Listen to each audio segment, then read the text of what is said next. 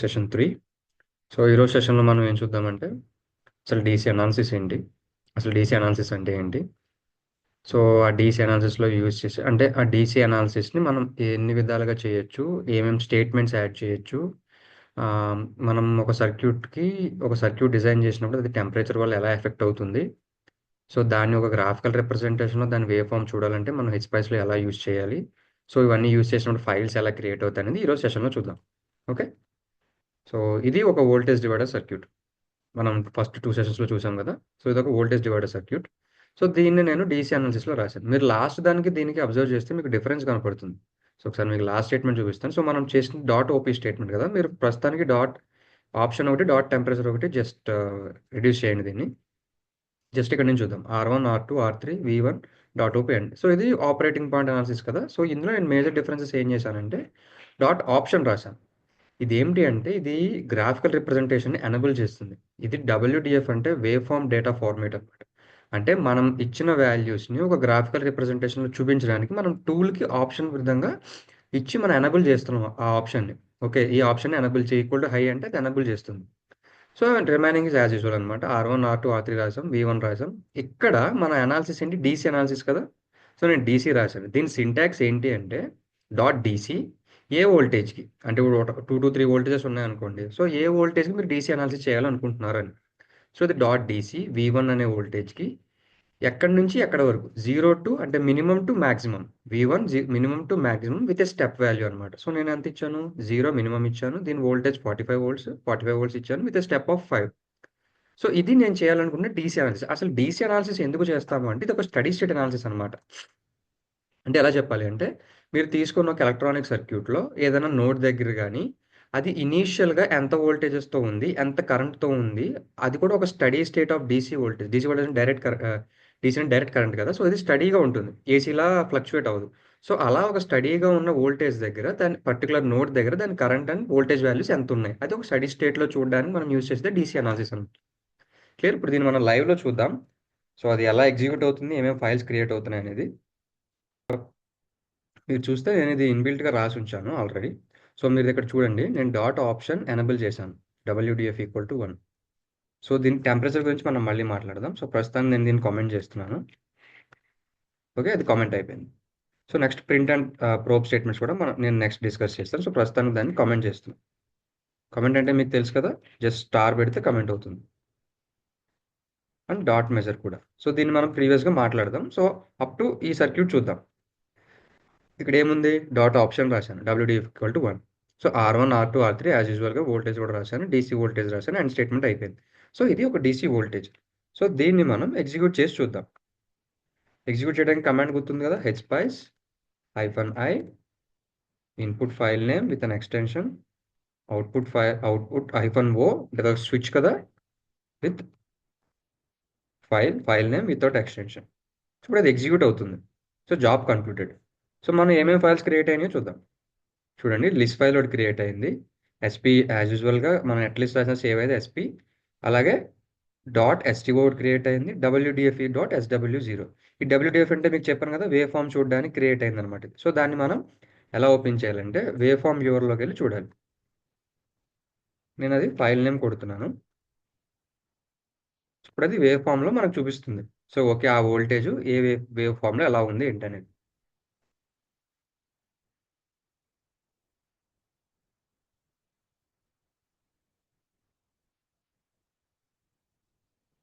చూసారు కదా, ఇది వోల్టేజ్ అట్ VA, ఇది వోల్టేజ్ అట్ VB. చూసారుగా 0 టు ఇక్కడ వరకు 45 with increment of 5 steps. Clear. So 0 to 45 volts 5 steps ఇంక్రిమెంట్లో ఇది గ్రాఫ్ ఇలా ఉంది. దీనికి మనం రాసిన వోల్టేజ్ డివైడర్ సర్క్యూట్కి. సో ఇది ఇలా ఉంది కదా, దీనికి మనం టెంపరేచర్ ఇచ్చి చూద్దాం. అంటే ప్రతి సర్క్యూట్ ఒక నార్మల్ టెంపరేచర్ దగ్గర ఉంటుంది కదా. సో మనం టెంపరేచర్ ఇస్తే సర్క్యూట్ వేరీ అవుతుంది. ఎందుకంటే టెంపరేచర్ దగ్గర కాంపోనెంట్స్ అన్ని వేరీ అవుతాయి కాబట్టి. సో దాన్ని కూడా మనం చెక్ చేసుకుందాం. సో ఇది అందరికీ క్లియర్ కదా, ఎలా ఎలా వచ్చింది ఏంటి అనేది. క్లియర్. సో నెక్స్ట్ మనం సో ఇది సర్క్యూట్ అయింది. సో నెక్స్ట్ మనం టెంపరేచర్ని ఇచ్చి చూద్దాం. ఏ ఏ ఫైల్స్ క్రియేట్ అయింది మీరు నోట్ డౌన్ చేసుకున్నారు కదా. సో నెక్స్ట్ మనం టెంపరేచర్ని అన్కామెంట్ చేస్తున్నాను.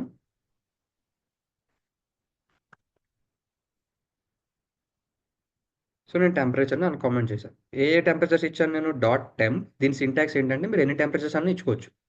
సో డాట్ టెంప్ -25 -25 సారీ 25 125 నేను 3 డిగ్రీస్ దగ్గర ఇచ్చాను. ఈ సర్క్యూట్ని 3 డిగ్రీస్ దగ్గర వేరీ చేయమని. సో ఇప్పుడు ఇదేం చేస్తుంది? ఇండివిజువల్గా 3 డిఫరెంట్ టైప్స్ ఆఫ్ ఫైల్స్ని క్రియేట్ చేస్తుంది. నేను మళ్ళీ ఎగ్జిక్యూట్ చేస్తున్నాను. మీరు ఏదైనా మాడిఫై చేస్తే ప్రతిసారి ఎగ్జిక్యూట్ చేయాలి. Job done. ఇప్పుడు చూడండి మీకు 3 different types of files create అయినాయి కదా. SW1, SW2, SW0. ఈ 3 ఏమిటి అంటే ఇది -25 డిగ్రీస్ దగ్గర డయాగ్రామ్ చూపిస్తుంది. ఇది 25 డిగ్రీస్ దగ్గర, ఇది 125 డిగ్రీస్ దగ్గర. సో మీకు ఇప్పుడు టెంపరేచర్ వల్ల గ్రాఫ్ ఎలా ఎలా 3 డిఫరెంట్ టెంపరేచర్ దగ్గర 3 డిఫరెంట్ గ్రాఫ్స్ వచ్చాయి. సేమ్ అలాగే మనం బ్లిస్ ఫైల్లోకి వెళ్ళి చూస్తే అది 3 డిఫరెంట్ టెంపరేచర్స్ దగ్గర మీకు చూపిస్తుంది. చూడండి ఇక్కడ చూడండి.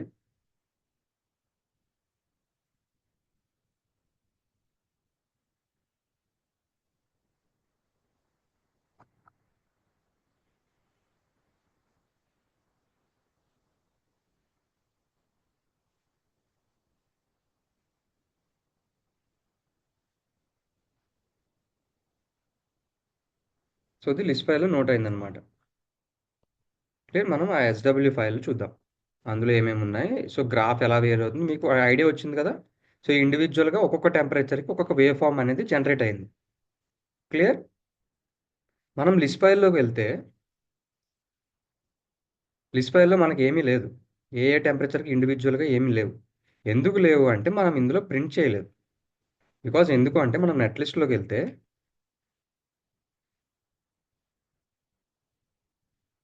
ఇక్కడ నెట్ లిస్ట్లో మనం డబ్ల్యూడిఎఫ్ రాసాం, అంటే వేవ్ ఫామ్ రాసాం, టెంపరేచర్ ఇచ్చాం. So 3 different temperatures 3 different graphs print అయ్యాయి. ఐ మీన్ వెరిఫై అయ్యి 3 డిఫరెంట్ గ్రాఫ్స్ చూపిస్తుంది. సో మనం నెట్ లిస్ట్ అంతా బాగానే రాసాం.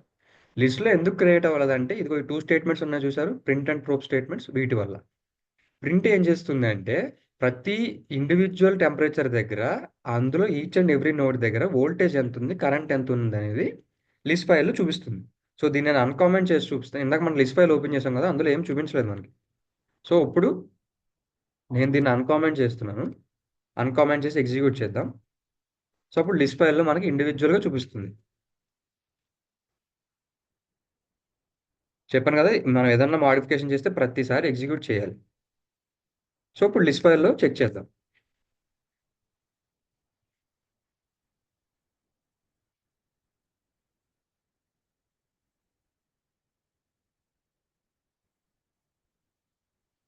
సో ఇదిగో చూసారు కదా.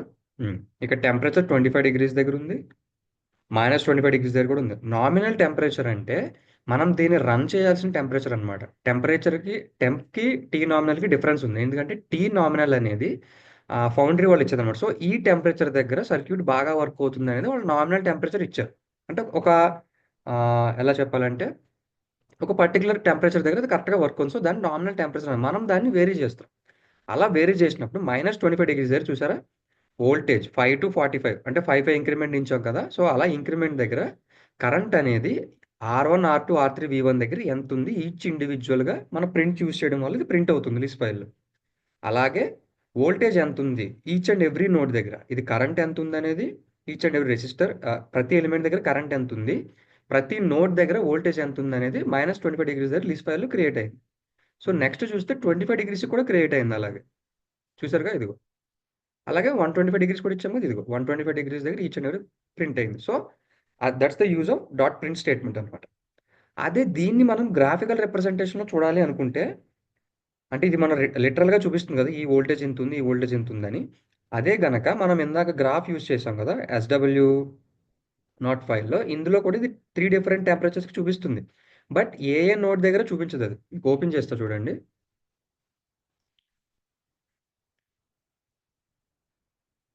SW0 అంటే ఇది -25 డిగ్రీస్ దగ్గర.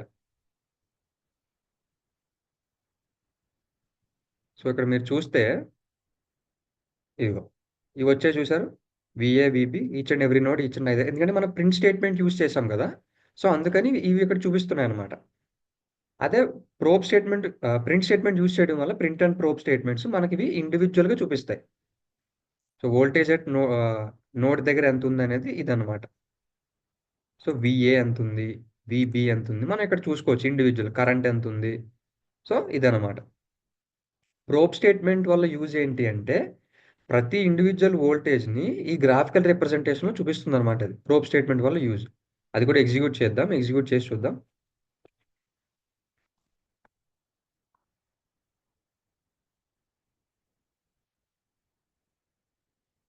సో నేను దీన్ని అన్కామెంట్ చేస్తున్నాను. సో ప్రోబ్ స్టేట్మెంట్ కూడా రాశాను నేను. సో ఈ ప్రోబ్ స్టేట్మెంట్ ఏం చేస్తుందంటే ఇక్కడ ప్రింట్ అయ్యాయి కదా, ఈ ప్రింట్ అయినవన్నిటిని గ్రాఫికల్ అంటే గ్రాఫ్ యూజ్ చేసినప్పుడు ఇది బిట్స్ గ్రాఫికల్ రూపంలోకి మార్చి బిట్స్ డేటాలోకి మార్చి మనం గ్రాఫ్ చూడాలనుకున్నప్పుడు ఇది గ్రాఫికల్ దాంట్లో మనం చూసేయడానికి యూజ్ అవుతుంది అనమాట. ప్రోబ్ స్టేట్మెంట్ ప్రింట్ అనేది లిస్ట్లో క్రియేట్ అవుతుంది, ప్రోబ్ అనేది గ్రాఫ్స్లో చూపిస్తుంది. సో దీన్ని మనం ఎగ్జిక్యూట్ చేసి చూద్దాం ఏం చూపిస్తుంది అనేది.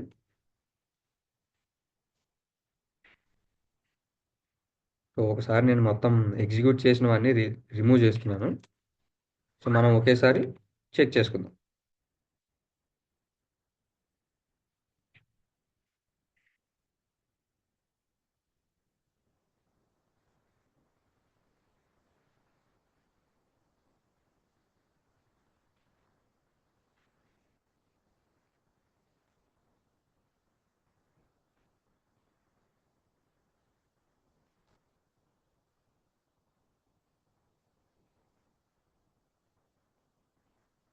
సో ఇప్పుడు ఇందులో ఏమేమి ఫైల్స్ ఉన్నాయి, just DC analysis dot SP ఉంది. నేను దీన్ని ఎగ్జిక్యూట్ చేస్తున్నా.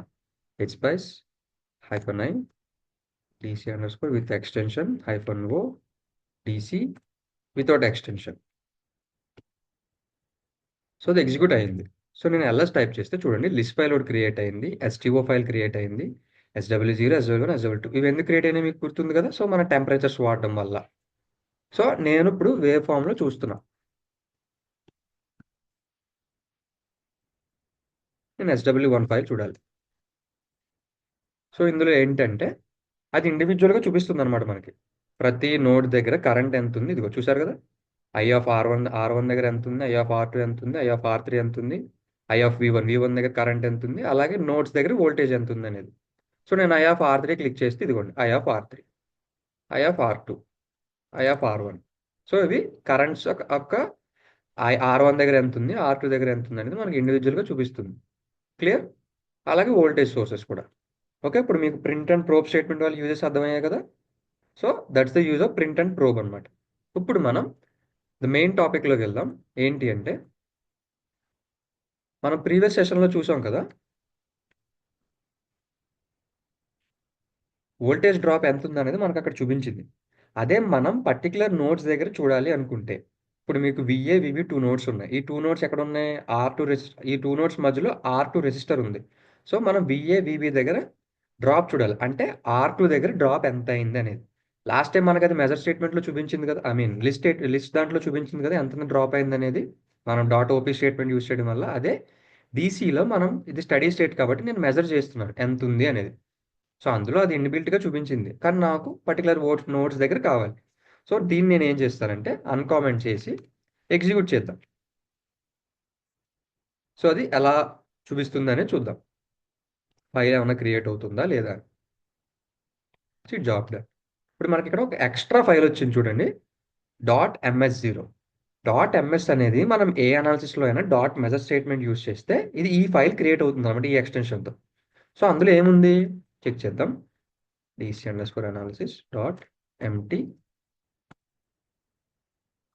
ms0. సో ఇదిగో చూసారా, వోల్టేజ్ డ్రాప్ అనేది 15 అయ్యింది. ఏ టెంపరేచర్ దగ్గర, -25 డిగ్రీస్ దగ్గర. క్లియర్. -25 దగ్గర వోల్టేజ్ డ్రాప్ అవుతుంది. Clear everyone. సో ఇదనమాట మన పర్టికులర్ నోట్ దగ్గర చెక్ చేసుకోవచ్చు. మనం ఈ నోడ్ అనే కాదు, మీకు ఏదైనా నోట్ దగ్గర ఎంత ఉంది, ఏ టెంపరేచర్ దగ్గర ఎంత ఉంది అనేది మనం చెక్ చేయొచ్చు. క్లియర్.